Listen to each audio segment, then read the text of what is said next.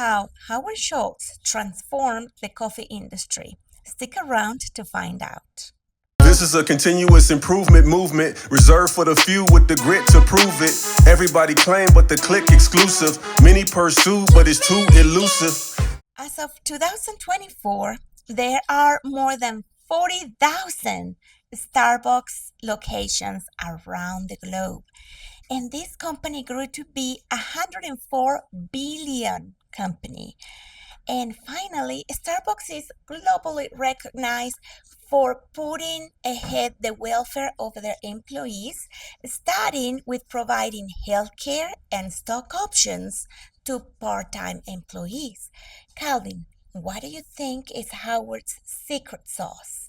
The Howard Schultz story is one that doesn't get the attention it deserves. So I'm actually really glad we're doing this. I would say that his secret sauce is value stream mapping. Okay.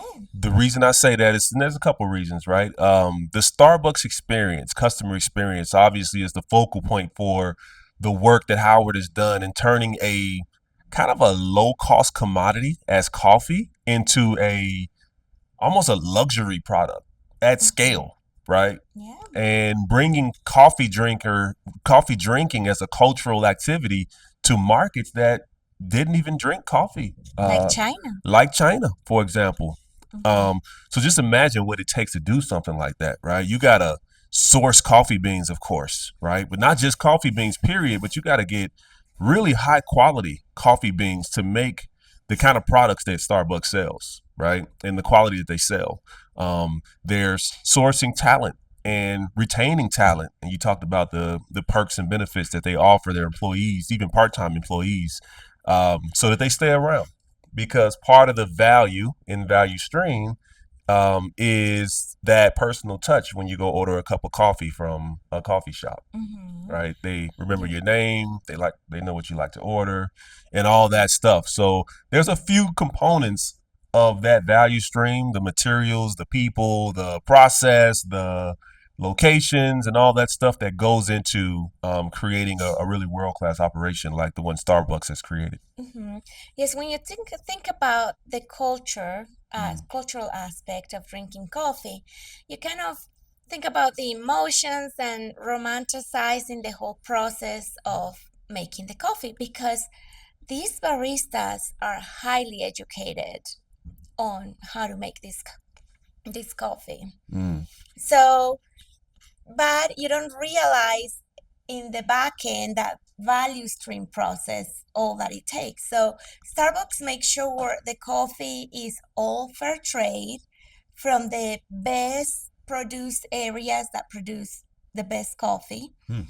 And it's a lot to it, and it was Howard's vision to create that to enhance the sense of community, Mm. for you to have a third location between home and work where you can go enjoy a cup of coffee There you go. and do what you have to do, meet with friends, finish some work. Yeah. And just Mhm. think about what a cup of coffee is, right? It's just, water, some ground up beans. Not an expert, disclaimer, on the coffee making process. I actually just became a coffee drinker in the last couple months here, Yes. having a cup a day now. So, but it's not a very sophisticated product in its basic sense. But what Starbucks has turned it into is you've got lattes, you've got grandes, you've got tall, you've got all the different, it's kind of made it into a full customer experience, and the value shows, right? I mean, they've built I forget what the latest number was. It's something like 100 billion, 104 billion. Yeah, 104 billion dollar valuation. Yeah. dollar company out of cups of coffee, right? If you look at those Mhm. Starbucks stores, they're pretty nice stores, right? Mhm. So he kind of took it from this coffee stand almost type of thing, right? Or a small diner, extra in a small diner type of thing, into a standalone, really nice store where people can come and enjoy their time, and also have coffee. Mhm. So tell us your experience with Starbucks. This is one of the most successful coffee chains in the entire world. Yeah.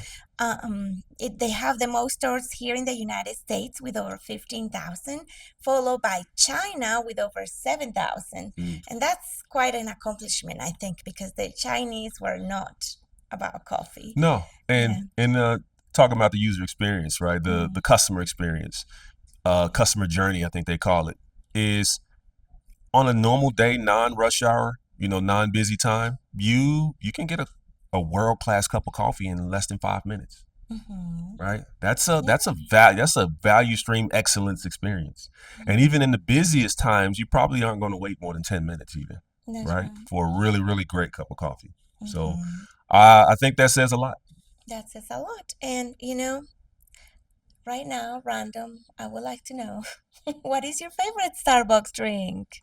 Oh man, it's evolved. I used to be a Frappuccino guy, Yeah, with the cream and the caramel and all that, but yeah. I've evolved. I think I'm getting to more of a like a caramel latte kind of thing. Oh, What yeah, I about like you? that. I like their shaken espressos. Yeah. Yeah, I'll see. That's the Colombian in you. The espresso, you gotta be strong. Gotta have it Yes, strong. yes, Yeah. yes, yes. But so now you have it, value stream mapping. If you want a reference on how to do it right, you got Starbucks and Howard Schultz. Thank you so much for listening. Let's get better every day, and we'll see you again tomorrow. For daily news on operational excellence and how it relates to current events, check us out on the Ticket to Freedom podcast. Simply subscribe to our YouTube channel and stay up to date on the latest developments in continuous improvement.